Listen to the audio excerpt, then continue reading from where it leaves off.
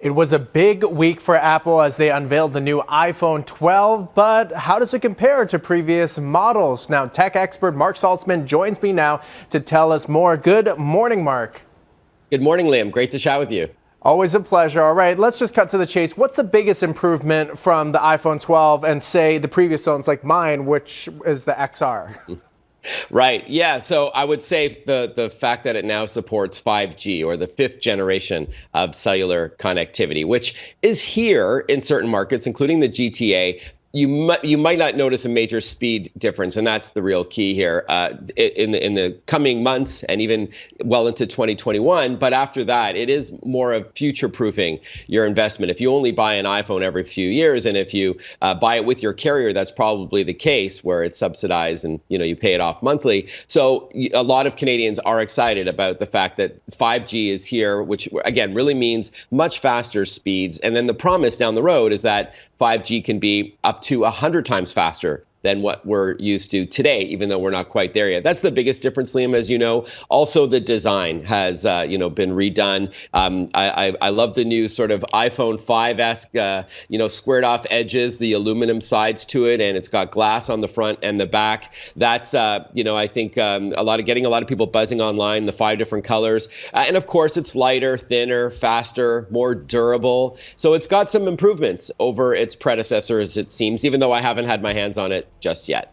Yeah, it's interesting, too, because the look of it also reminds me of, kind of like a more sleek, modernized version of one of their former kind of shapes. I remember one of the models, I forgot which generation, kind of had a similar silhouette. 5. Now, in terms of the highlights, is there anything that people were kind of disappointed with, or they kind of wish that there was a certain feature or whatnot in terms of the release of the iPhone 12?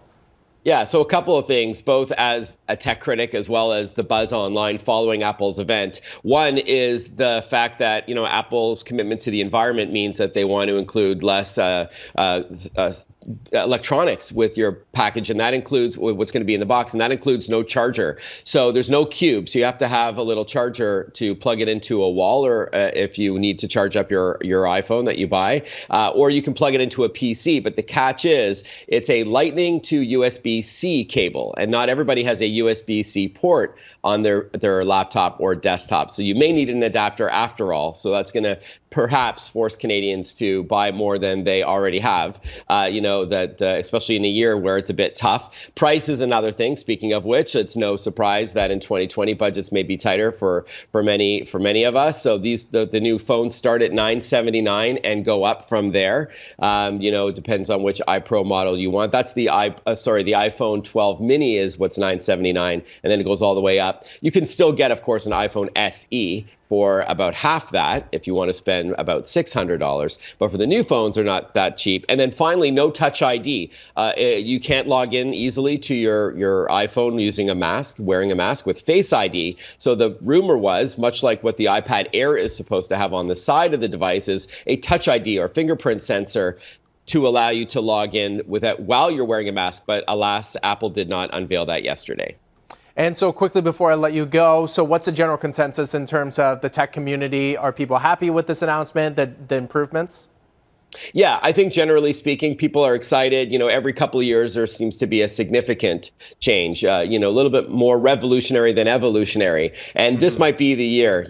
People have been waiting. If you've got an aging iPhone where the battery may not be as strong as it was, or the performance has slowed down, this might be the year to upgrade because of the 5G. But just give it some time.